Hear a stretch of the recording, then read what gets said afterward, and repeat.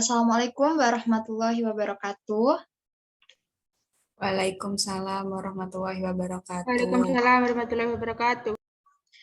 Bagaimana kabarnya hari ini anak-anak? Apakah sehat? Alhamdulillah Sehat Ibu. Baik, saya harap kalian sudah siap ya untuk mengikuti kegiatan pembelajaran hari ini. Nah, sebelum kita mulai kegiatan pembelajaran hari ini, silahkan Mbak Vivi untuk memimpin teman-temannya berdoa terlebih dahulu. Baik, sebelum kita memulai pembelajaran, marilah kita berdoa menurut keyakinan masing-masing. Berdoa mulai.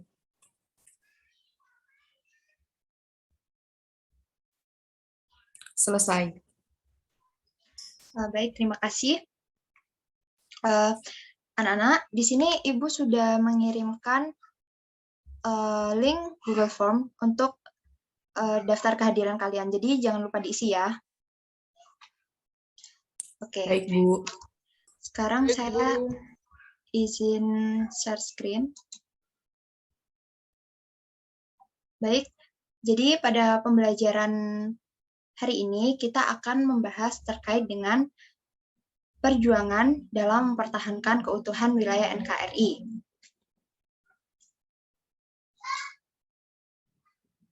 Minggu sebelumnya kita kan sudah belajar terkait dengan bagaimana perjuangan tokoh nasional dalam mempertahankan keutuhan negara dan bangsa Indonesia pasca kemerdekaan.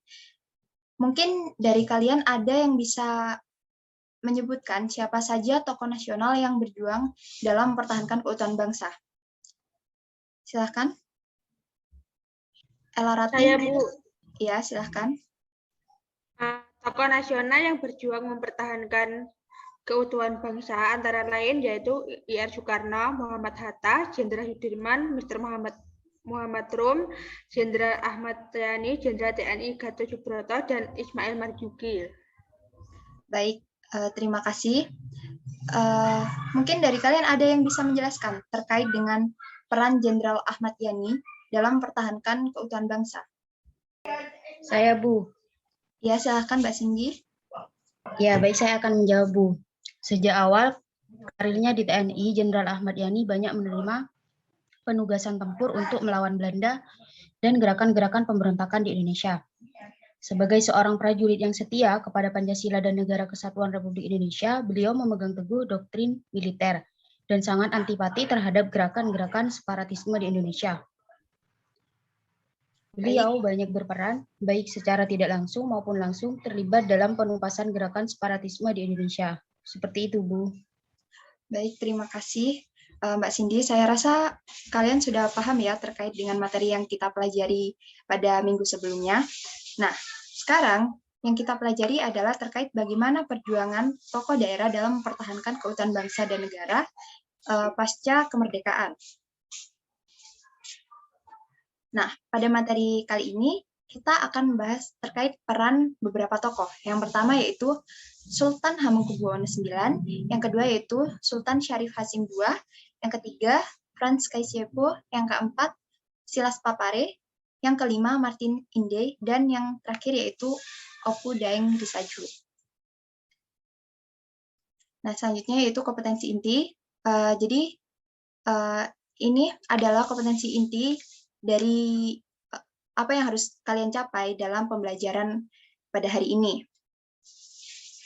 Selanjutnya, kompetensi dasar yang akan kita pelajari hari ini, yang pertama yaitu poin 3.2, mengevaluasi peran dan nilai-nilai perjuangan tokoh nasional dan daerah dalam mempertahankan keutuhan negara dan bangsa Indonesia pada masa 1945 sampai dengan 1965. Kemudian poin 4.2 yaitu menuliskan peran dan nilai-nilai perjuangan tokoh nasional dan daerah yang berjuang mempertahankan keutuhan negara dan bangsa Indonesia pada masa 1945 sampai dengan 1965. Adapun indikator dalam pembelajaran kita hari ini, yang pertama 3.2.2, yaitu menganalisis peran tokoh daerah dalam mempertahankan keutuhan negara dan bangsa Indonesia pada masa 1945 sampai dengan 1965, dan poin 4.2.2 yaitu membuat cerita sejarah terkait dengan peran tokoh daerah dalam mempertahankan keutuhan bangsa dan negara pada masa 1945 sampai dengan 1965. Nah, secara umum, tujuan pembelajaran kita hari ini yaitu setelah kegiatan pembelajaran ini, peserta didik diharapkan mampu menganalisis terkait dengan peran tokoh daerah dalam mempertahankan keutuhan negara dan bangsa Indonesia pada masa 1945 sampai dengan 1965 secara cermat dan kritis. Nah, ini adalah rincian dari tujuan pembelajaran kita hari ini. Baik, mungkin itu saja untuk pengantarnya. Baik, selanjutnya kita memasuki kegiatan inti dari pembelajaran. Saya izin share screen video ya. Silahkan disimak baik-baik.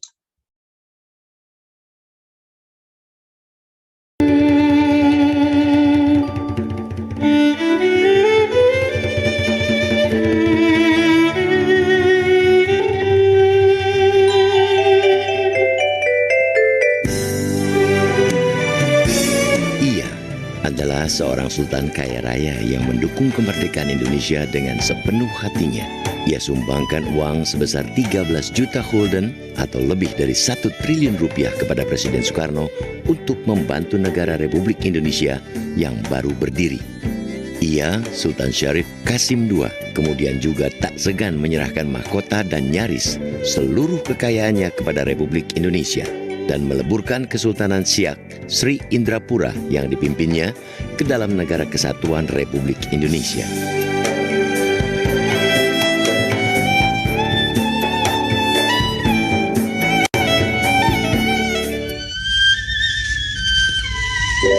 Sultan Syarif Qasim II lahir dengan nama Tengku Sulung Syarif Qasim pada 1 Desember 1893. Ia putra pertama Sultan Siak yang ke-11 Tengku Syarif Hashim dengan istrinya Tengku Yuk Syarifah Aminah. Sedari belia, Tengku Sulung Syarif Qasim telah belajar pendidikan agama, adat istiadat, dan sistem pemerintahan kesultanan dari guru agama, mufti, dan imam besar kerajaan. Pada 1904, saat masih berumur 12 tahun, Tengku Sulung pergi seorang diri ke Batavia untuk belajar di Institut Bekenvolten yang salah satu gurunya adalah Snokhu Gronje, seorang orientalis yang menjadi penasehat pemerintah kolonial. Selama berada di Batavia, ia juga melanjutkan belajar ilmu agama pada Said Hussein. Pada tanggal 3 Maret 1915, setelah dianggap cukup dewasa, Tengku Sulung Syarif Qasim diangkat menjadi Sultan Siak Sri Indrapura ke-12 dengan gelar Sultan Asyaidi Syarif Qasim Abdul Jalil Saifuddin atau lebih dikenal sebagai Sultan Syarif Qasim II. Sebelum dilantik sebagai Sultan, pada bulan Oktober 1912, Sultan Syarif Qasim II sempat menikahi putri bangsawan Kesultanan Langkat, Tengku Syarifah Latifah, yang kemudian diberi gelar Tengku Agung. Meski kerap menentang berbagai kebijakan pemerintah kolonial, Sultan Syarif Qasim II tidak melawan pemerintah Hindia Belanda dengan perlawanan fisik. Ia lebih memilih menggunakan cara-cara elegan dan cerdas untuk melawan dominasi Belanda. Setelah dilantik menjadi pemimpin Kesultanan Siak Sri Indrapura, Sultan Syarif Qasim II melakukan berbagai terobosan untuk meningkatkan kesejahteraan rakyatnya sekaligus melawan dominasi Belanda. Belanda waktu itu sudah berkuasa seluruh Nusantara Indonesia ini, tapi dia tidak berjajah, dia kerjasama, gitu. Tidak jajah. Artinya pemerintah Belanda mengatur pemerintahan, kerajaan mengatur adat dan agama, dan hasil bumi itu dibagi. Misalnya Sultan Siak itu dulunya mengatur bahwa ada namanya pajak hutan, ya, itu dibagi, hasilnya dibagi pada rakyat, hutan, tanah, sebagainya. Hasilnya 1/3 untuk kerajaan, 2/3 untuk yang melaksanakan kegiatan di hutan, di perkebunan dan penanaman hasil hutan.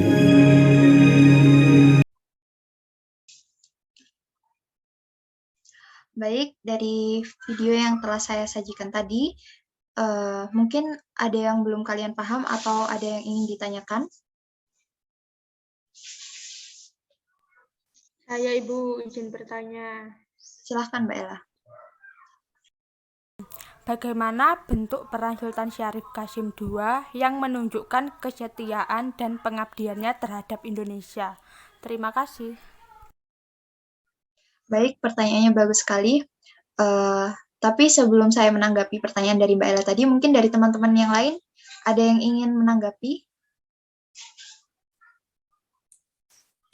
Permisi Bu, saya izin menanggapi. Iya, silahkan.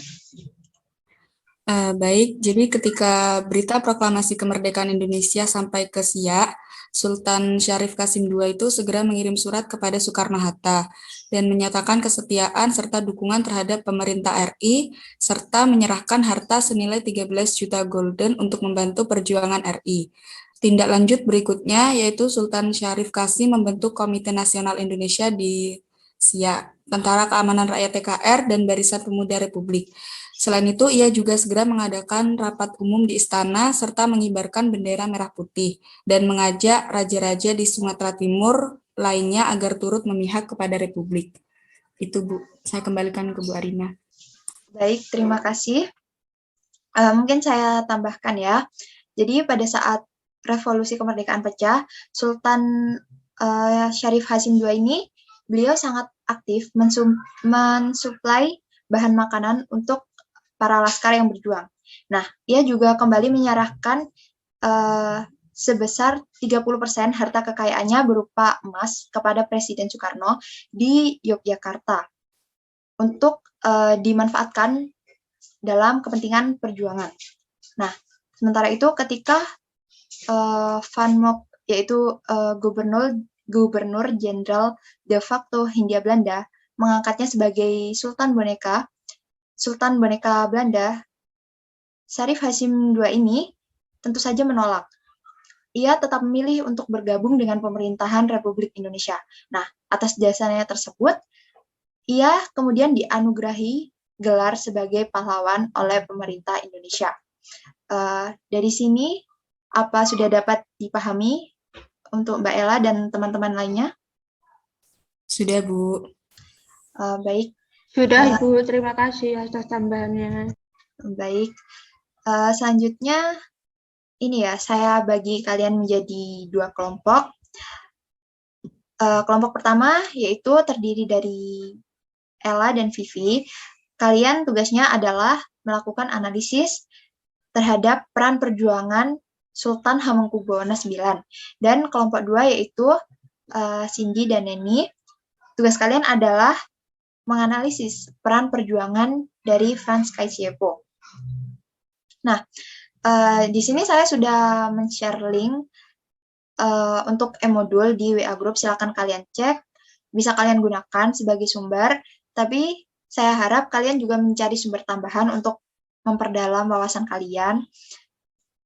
Kemudian ini, silahkan kalian cari sumber-sumber yang relevan, sumber-sumber primer, dan lakukan kritik sumber.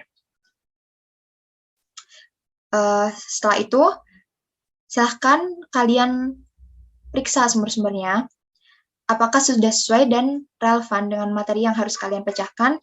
Nah, setelahnya, lakukan identifikasi serta analisis terhadap data dan sumber yang kalian peroleh.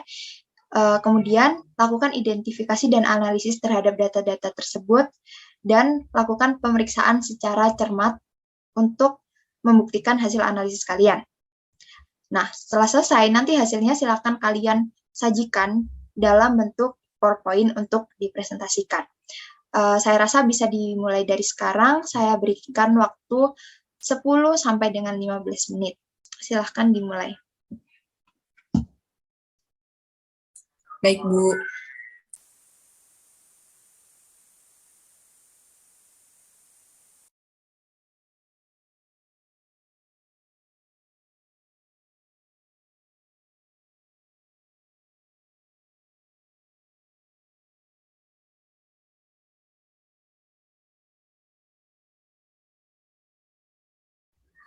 Anak-anak, jika ada kesulitan, silahkan kalian bertanya atau konsultasi kepada saya.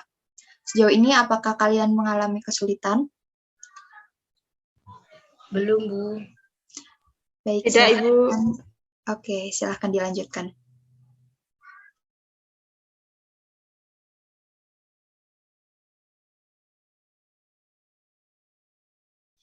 Baik, anak-anak, apakah sudah selesai? Sudah, Sudah, Bu. Bu. Oke, sekarang silahkan hasil kerjaan kalian dikumpulkan melalui Google Classroom dari link yang sudah Ibu bagikan ke WA Group. Baik, Bu. Baik, Bu.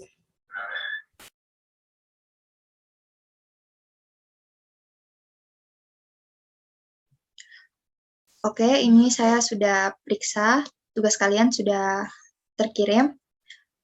Sekarang untuk mempersingkat waktu, biar Ibu saja ya yang men-share screen-kan.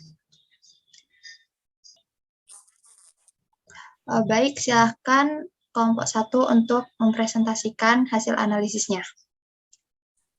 Baik, terima kasih. Di sini saya sebagai perwakilan dari kelompok 1 akan mempresentasikan hasil diskusi kelompok kami mengenai Sultan Hamengkubuwono IX. Yang pertama ada peran dari Sultan Hamengkubuwono IX. Jadi pada 17 Agustus 1945, Sultan Hamengkubuwono IX itu menyatakan Kerajaan Yogyakarta adalah bagian dari negara Republik Indonesia. Kemudian pada tanggal 20 Agustus, Sultan dengan tegas menyatakan berdiri di belakang Presiden dan Wakil Presiden terpilih. Dan selanjutnya pada tanggal 5 September 1945, Sultan Hamengkubuwono IX memberikan amanat bahwa yang pertama, Ngayogyakarta Hadiningrat, yang bersifat kerajaan adalah daerah istimewa dari Republik Indonesia. Kemudian yang kedua, segala kekuasaan dalam negeri Ngayogyakarta Hadiningrat dan urusan pemerintahan berada di tangan Hamengkubuwono IX. Dan yang terakhir, hubungan antara Ngayogyakarta Hadiningrat dengan pemerintah RI bersifat langsung dan Sultan Hamengkubuwono IX bertanggung jawab kepada Presiden RI. Kemudian peran Sultan Hamengkubuwono IX berikutnya, yaitu Sultan Hamengkubuwono IX juga pernah menolak tawaran dari pemerintah Belanda yang akan menjadikannya raja seluruh Jawa setelah agresi militer Belanda II berlangsung. Dan Belanda di sini juga ingin memisahkan Sultan yang memiliki pengaruh besar itu dengan Republik. Bukan hanya itu, Belanda di sini bahkan juga sampai mengancam Sultan. Namun Sultan Hamengkubuwono IX malah menghadapi ancaman tersebut dengan berani. Baik, itu yang bisa kami presentasikan. Saya kembalikan kepada Bu Arina. Baik, terima kasih atas presentasi yang disampaikan oleh kelompok 1. Selanjutnya, langsung saja kelompok 2 untuk menyampaikan hasil analisisnya.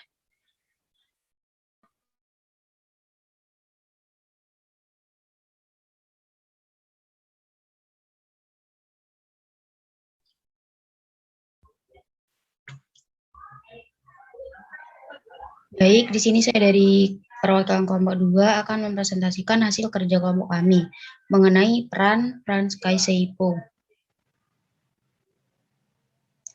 Peran Frans Kaiseipo. Frans Kaiseipo berperan dalam pendirian Partai Indonesia Merdeka (PIM) pada tanggal 10 Mei 1946.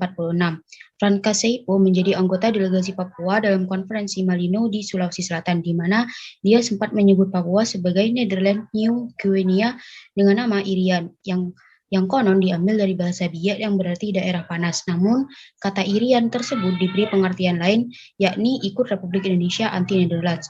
Dalam konferensi Malino, Frans Kaiseipo juga menentang pembentukan Negara Indonesia Timur, NIT, karena NIT tidak memasukkan Papua ke dalamnya. Selanjutnya, pada tahun 1948, Frans Kaiseipo ikut berperan dalam merancang pemberontakan rakyat Biak melawan pemerintahan kolonial Belanda. Pada tahun 1961, Frans Kaiseipo mendirikan Partai Politik Irian sebagai Indonesia, atau yang dikenal dengan ISI, yang menuntut penyatuan Netherlands New Guinea ke negara Republik Indonesia.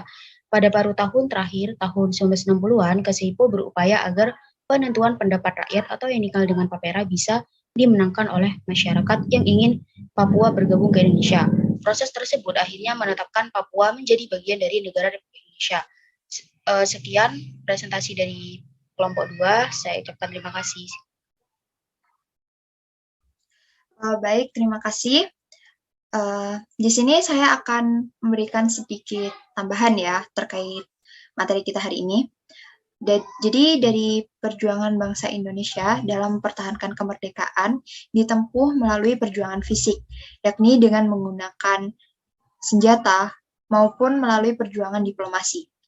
Nah, perjuangan ini tuh bukan hanya dilakukan oleh mereka yang berasal dari kalangan politisi ataupun militer saja, melainkan perjuangan bangsa Indonesia dalam mempertahankan kemerdekaan ini juga dilakukan melalui seni dan sastra oleh seorang seniman dengan menciptakan lagu yang menunjukkan perjuangan mereka pada masa itu. Bahkan, perjuangan dalam mempertahankan kemerdekaan dilakukan bukan hanya oleh laki-laki, tetapi juga oleh tokoh perempuan yang dengan gigih ikut berjuang dalam mempertahankan keutuhan negara dan bangsa Indonesia. Saya sangat mengapresiasi ya dari proses kalian diskusi tadi. Saya rasa sudah sangat aktif dalam kegiatan pembelajaran hari ini. Kemudian kalian juga bisa menganalisis secara kritis terkait dengan peran-peran perjuangan dari tokoh daerah dalam mempertahankan keutuhan bangsa dan negara Indonesia. Nah, saya rasa sudah cukup baik. Kemudian di sini saya ingin berikan kalian tugas.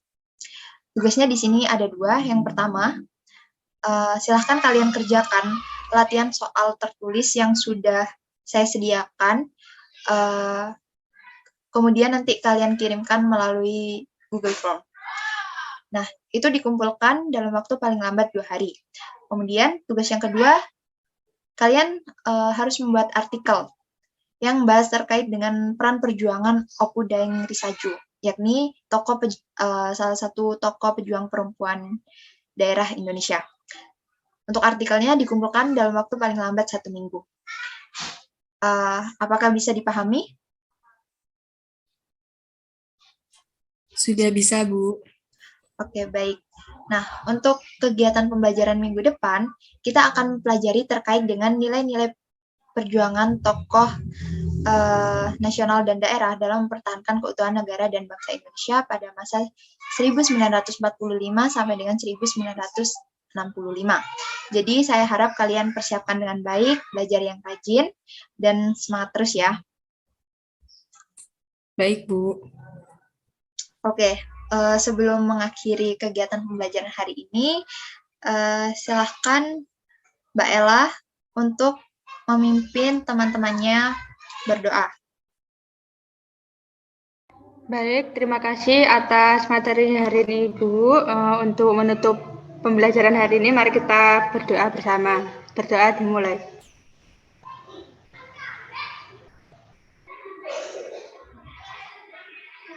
Berdoa selesai. Baik, terima kasih telah mengikuti kegiatan pembelajaran pada hari ini. Semoga kalian semangat terus. Mungkin itu saja dari saya, kurang lebihnya mohon maaf. Akhirul kalam, wassalamualaikum warahmatullahi wabarakatuh. Waalaikumsalam warahmatullahi wabarakatuh. Terima kasih, Bu Arina.